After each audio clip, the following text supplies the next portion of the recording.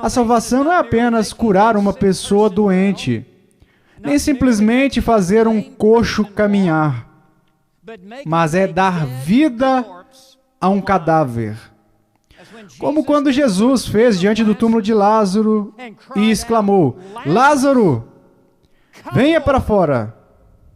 Mesmo assim, o bom pastor, o Senhor Jesus Cristo, nos chamou e nos ressuscitou para vivermos com Ele. Fomos ressuscitados do túmulo para o trono. Isto é, do túmulo do pecado para se sentar no trono do Salvador. Fomos ressuscitados da sepultura para a glória, da sepultura para o palácio, de um caixão para termos uma coroa. Esta é a mensagem que Paulo tinha para a igreja em Éfeso. E essa é a mensagem que ele tem para nós aqui nesta noite. Ao olharmos para esses versículos, versículos 1 até o 10, há 3 títulos principais que eu desejo definir perante vocês. Primeiro, o que nós éramos, nos versículos 1 a 3. E em seguida, o que Deus fez, nos versículos 4 a 6. Portanto, finalmente, por que Deus fez isso? Dos versículos 7 até o 10. Portanto, vamos começar nos versículos do 1 em diante. O que éramos? Paulo começa lembrando aos crentes em Éfeso o que eles eram antes de sua conversão e os conduz por uma viagem ao necrotério. E não é uma visualização muito bonita. Ele começa no versículo 1, dizendo: estando vós mortos nos vossos delitos e pecados. E ele se refere a todos os crentes em Éfeso e todos os crentes nesta noite, que foram escolhidos antes da fundação do mundo, que foram redimidos pelo Senhor Jesus Cristo. Vós, estando mortos. Morto aqui não se refere à morte física, refere-se à morte espiritual. Que éramos como cadáveres espirituais, estávamos espiritualmente sem vida. Não éramos capazes de fazer nada para nos salvar.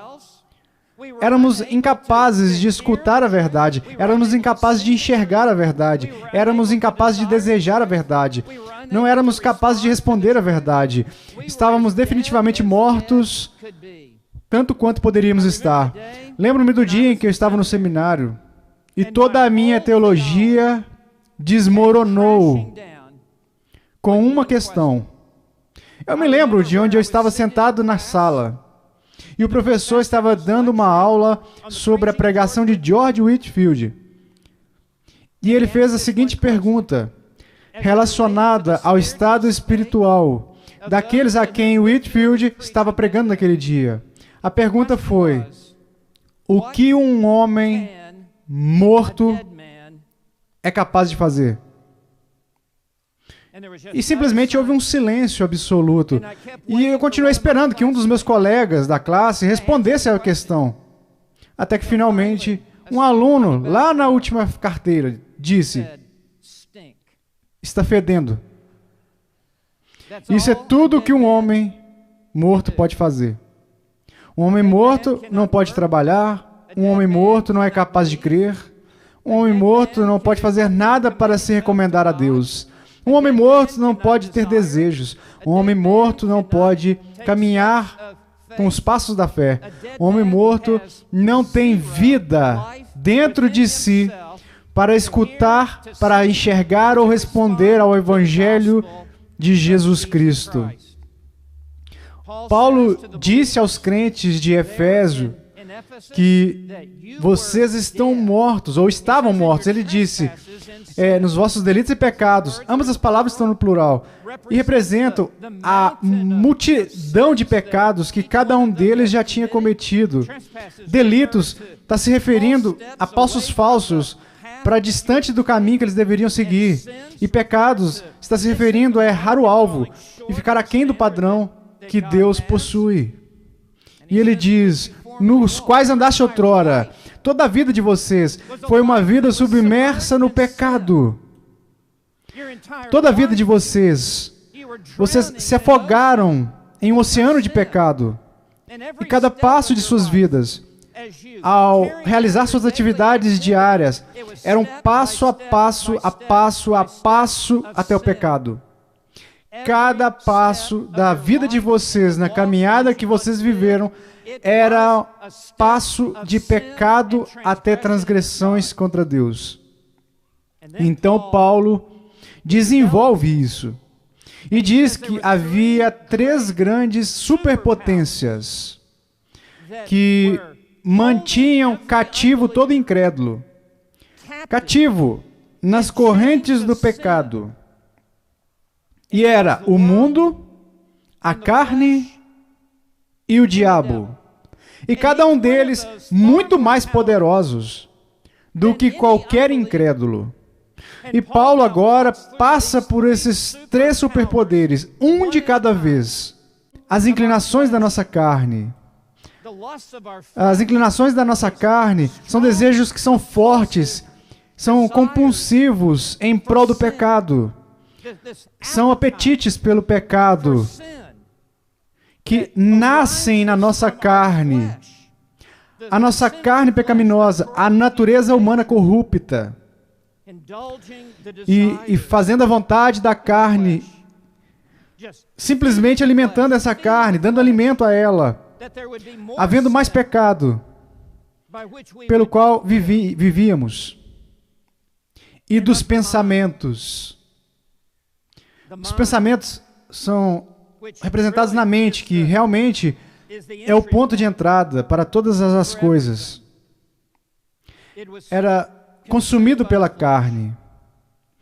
E agora ele chega ao ponto principal de tudo isso e diz: e éramos por natureza filhos da ira. Esse é um hebraísmo para crianças debaixo da ira, crianças que merecem a ira. E mesmo os eleitos de Deus, antes da sua conversão, estavam debaixo da ira de Deus. Eles não estavam em uma categoria separada do lado assim. Sim, Deus os amou com um amor eterno. Mas até a conversão deles, enquanto eles estavam no mundo caminhando, eles também eram objetos da ira de um Deus santo no céu, porque eles estavam separados do Senhor Jesus Cristo. E Paulo diz: até eu era um filho da ira. E assim ele acrescenta, como também os demais.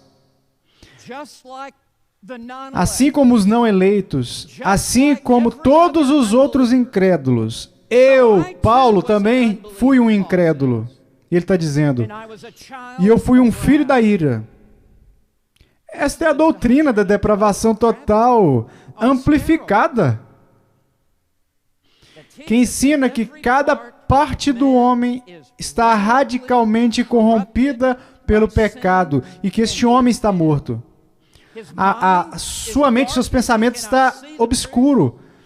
Ele não pode enxergar a verdade, seu coração está contaminado, ele não deseja a verdade. A sua vontade é completamente obstinada, não se submete à verdade.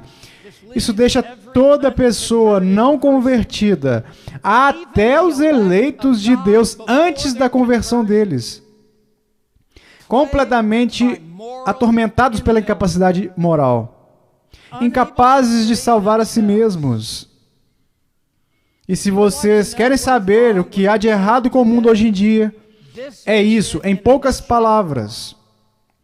Se você quiser uma explicação para essa insanidade que está ocorrendo no mundo hoje em dia, não procure mais do que algo além destes 3 versículos. E nenhuma forma de governo humano pode funcionar, dar certo com pessoas que estão nesse estado de depravação. Nem mesmo a democracia pode dar certo. Um governo do povo, pelo povo e para o povo. Se o povo é filho da ira e está morto em delitos e pecados, a pior forma de governo é ter voto para eles votarem. A única solução para o dilema dos Estados Unidos, a única solução para o dilema da Europa, da China e de todas as nações do mundo é o que iremos ler nos próximos 3 versículos. A legislação não irá resolver. A política não irá resolver isso. Os programas financeiros não irão dar certo. Mudar de partidos na Casa Branca não irá resolver isso. Somente Deus pode intervir. E é por isso que vemos, começando no versículo 4, o que Deus realizou. Vimos que o que nós éramos, agora o que Deus fez adiante. O nosso estado de pecado era tão desamparado que exigia uma dramática intervenção divina. E, portanto, no versículo 4 lemos, mas Deus. Martin Lloyd Jones disse, louvado seja Deus pelo mas, ou pelos mas na Bíblia. Mas Deus, sendo rico em misericórdia, regeneração monergística. Mono fala de um, e gismo fala de atividade, ou obra, trabalho, ação. Monergístico significa que há apenas um agente ativo que está operando no novo nascimento. E esse é Deus, e somente Deus. Deus por si só e por si mesmo nos deu vida juntamente com Cristo. E como Cristo ressuscitou dentre os mortos após sua morte na cruz, da mesma maneira, com o mesmo poder de ressurreição, nos ressuscitou da sepultura do pecado e nos deu vida juntamente com Cristo. E Paulo agora diz, pela graça sois salvos. Tudo isso foi pela graça de Deus, que é o favor imerecido da misericórdia de Deus, sendo concedido a nós. Pela graça sois salvos. E temos que fazer a pergunta, salvos de quê? A resposta está no final do versículo 3. Éramos filhos da ira. Estávamos condenados à destruição eterna. Estávamos no caminho largo, rumo à perdição eterna. E Deus interveio. E Deus nos salvou. Deus nos salvou de si mesmo. A salvação é de Deus, por Deus, para Deus. Fomos salvos da ira de Deus. Somos salvos pela graça de Deus. E somos salvos para a glória de Deus. A salvação é totalmente, completamente centrada em Deus. Ele diz no versículo 6, e aqui está a segunda coisa que Deus fez. Deus não apenas nos ressuscitou da sepultura, mas nos deu vida juntamente com Cristo. Mas no versículo 6 diz, e juntamente com Ele nos ressuscitou. E isso se refere ao fato de termos sido edificados às alturas no céu. Porque agora estamos em Cristo e Cristo está sentado à destra de Deus Pai. Então Ele acrescenta uma terceira atividade e nos fez assentar com Ele, né? E aqui se refere ao Senhor Jesus Cristo. Estamos posicionalmente sentados no trono com Jesus Cristo, à destra de Deus, o Pai. Esta é uma obra extraordinária da graça. Fomos ressuscitados da morte para a vida. Nós fomos elevados das transgressões para um trono. E neste exato momento estamos sentados com Cristo em seu trono, à destra de Deus o Pai, porque estamos em Cristo. Estamos justificados no céu neste momento como se já estivéssemos há 10.000 anos. Já chegamos lá. Estamos posicionalmente em Cristo. E então, somente Deus pode fazer isso. Não Deus e nós. Foi simplesmente Deus sozinho, apesar de nós. Não Deus no pregador, não Deus no evangelista, não Deus no Pai, mas Deus e somente Deus. A única coisa que você e eu contribuímos para a nossa salvação foi o pecado que foi colocado sobre o Senhor Jesus Cristo. Todo o restante foi feito por Deus. Então, poderíamos fazer a pergunta. Eu estou parecendo o Scott agora, né? 30 perguntas durante o sermão. Então, por que Deus fez isso? Portanto, eu quero que vocês vejam no versículo 7, o terceiro título principal. Por que Deus fez isso? E a primeira resposta está no versículo 7. Vocês podem se perguntar, por que Deus permitiu que o diabo fizesse tudo isso? Por que Deus permitiu que Lúcifer caísse do céu? Por que Deus permitiu que 1/3 dos anjos fossem expulsos? Por que Adão e Eva caíram na tentação e em seguida pecaram? Por que a maldição sobre toda a raça humana? Por que este mundo caído? Por que tanta treva? É para que Deus possa mostrar a glória da sua graça, que nunca teríamos conhecido se não houvessem as trevas do pecado e a contaminação do diabo e a maldição de Deus sobre este planeta inteiro. E para este planeta ser um planeta condenado, que está girando pelo espaço, que está em rota de colisão com o juízo divino, neste exato momento. Tudo isso é apenas como um pano de fundo do veludo,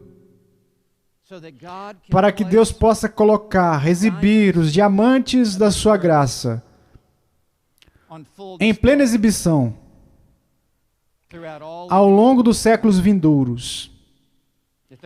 Se não houvesse pecado, se não houvesse transgressão, não saberíamos nada de sua graça. Esses são os 3 dos grandes solas: sola gratia, sola fide e solos Christus. Somente pela graça, somente pela fé e somente em Cristo. Essa é a declaração mais sucinta e minimalista do Evangelho que existe. Citando Charles Haddon Spurgeon, sempre ouvi falar do livre-arbítrio, mas simplesmente nunca ouvi.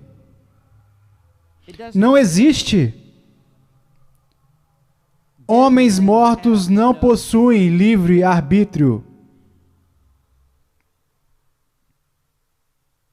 Portanto, o versículo 9, não de obras, para que ninguém se glorie. Não somos salvos pelas boas obras, somos salvos para realizarmos boas obras, as quais Deus de antemão preparou. Isso aponta para o capítulo 1, versículo 4.